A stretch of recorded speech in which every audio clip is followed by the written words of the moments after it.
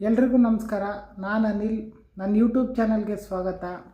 ಇವತ್ತು ಒಂದು ಗಾದೆ ಬಗ್ಗೆ ನಾನು ಮಾತಾಡ್ತಿದ್ದೀನಿ. ಆ ಗಾದೆ ಏನಂತಂದರೆ, ಕೂತು ತಿನ್ನೋನಿಗೆ ಕುಡಿಕೆ ಒಂದಿದ್ರೂ ಸಾಲದು ಅಂತ. ಇದರ ಅರ್ಥ ಏನು ಹೇಳುತ್ತಂತಂದರೆ, ಕೆಲಸ ಮಾಡ್ದಿರೋನಿಗೆ, ನಿರುದ್ಯೋಗಿಗೆ, ಮತ್ತು ಆಮೇಲೆ ಏನು ಮಾಡೋದಕ್ಕೆ ಅವನಿಗೆ ಕೆಲಸನೂ ಇಲ್ಲ, ಏನೂ ಇಲ್ಲ, ಯಾವಾಗಲೂ ಮನಿಕೊಂಬ್ತಾನೆ ಇರ್ತಾನೆ, ಸೋಮಾರಿ ಆಗಿರ್ತಾನೆ, ಆದರೆ ತುಂಬ ಅನುಕೂಲವಾಗಿರ್ತಾನೆ, ಶ್ರೀಮಂತ ಆಗಿರ್ತಾನೆ. ಆದರೆ ಏನಾಗುತ್ತಂತಂದರೆ, ನಾವು ಎಷ್ಟೇ ಶ್ರೀಮಂತರಾಗಿದ್ದರೂ, ಎಷ್ಟೇ ಮನೆ ಆಸ್ತಿ ಇನ್ನೊಂದು ಮತ್ತೊಂದು ಏನೇ ಇದ್ರೂ ಅದು ಏನಾಗುತ್ತಂದರೆ, ನಾವು ಏನು ಕೆಲಸ ಮಾಡಲಿಲ್ಲ, ಉದ್ಯೋಗ ಮಾಡಲಿಲ್ಲ, ಏನು ಅಂದರೆ ನಮಗೆ ಅವಾಗ ವರಮಾನ ಬರೋದಕ್ಕೆ ಕಮ್ಮಿ ಆಗೋಕ್ಕೆ ಸ್ಟಾರ್ಟ್ ಆಗುತ್ತೆ. ಮತ್ತು ಅದಾದಮೇಲೆ ಆವಾಗ ಏನಾಗುತ್ತಂದರೆ, ನಾವು ಸಂಪಾದನೆ ಮಾಡಿರೋದಾಗಲಿ ಆಸ್ತಿ ಪಾಸ್ತಿ ಎಲ್ಲನೂ ನಾವು ಕಳ್ಕೊಂಡು ಬರಬೇಕಾಗುತ್ತೆ. ಅದಕ್ಕೆ ಏನಂದರೆ, ದೊಡ್ಡವರು ಈ ಗಾದೆನ ಹೇಳಿದ್ದಾರೆ, ಕೂತು ತಿನ್ನೋನಿಗೆ ಕುಡಿಕೆ ಒಂದಾದರೂ ಸಾಲದು ಅಂತ. ಮತ್ತು ಅದಾದಮೇಲೆ ದೊಡ್ಡವ್ರು ಯಾಕೆ ಈ ರೀತಿ ಹೇಳಿದ್ದಾರೆ ಅಂತಂದರೆ, ನಾವು ಹುಟ್ಟೋದಾಗಿಂದ ಸಾಯೋವರೆಗೂ ನಾವು ಯಾವಾಗಲೂ ದುಡಿತಾನೇ ಇರಬೇಕು. ದುಡಿತಾ ಇದ್ದರೆ ಮಾತ್ರನೇ ಸಂಪಾದನೆ ಮಾಡೋದಕ್ಕೆ ಸಾಧ್ಯ, ದುಡ್ಡು ಬರೋದಕ್ಕೆ ಸಾಧ್ಯ.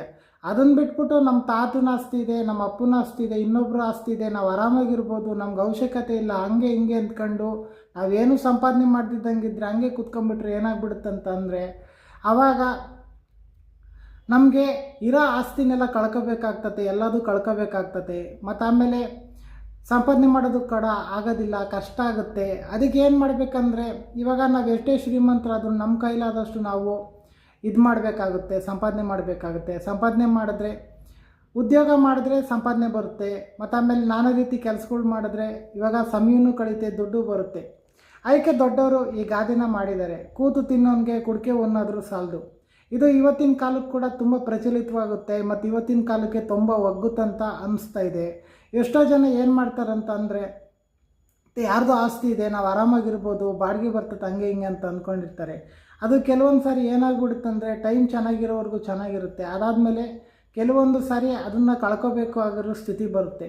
ಅದನ್ನು ಬಿಟ್ಬಿಟ್ಟು ನಾವು ಯಾವ್ದಾದ್ರು ಒಂದು ಉದ್ಯೋಗ ಮಾಡಿಕೊಂಡು ಸ್ವಲ್ಪ ಹಣ ಸಂಪಾದನೆ ಮಾಡ್ಕೊಂಡಿದ್ರೆ, ಅದಕ್ಕೆ ಹಳೆಯೊಬ್ಬರು ಸಂಪಾದನೆ ಮಾಡಿರೋದಕ್ಕೆ ಇನ್ನೊಂದು ಸ್ವಲ್ಪ ಸೇರ್ಕೊಂಡು ಹೋಗುತ್ತೆ. ಮತ್ತು ಅದಾದಮೇಲೆ ಅದಕ್ಕೆ ನಮಗೆ ಸ್ವಲ್ಪ ಇನ್ನೂ ಸೇರ್ಕೊಂಡು ನಮಗೂ ನಿರಾಸಕ್ತಿ ಇಲ್ದಂಗೆ ಚೆನ್ನಾಗಿ ಅಭಿವೃದ್ಧಿ ಕೂಡ ಆಗುತ್ತೆ.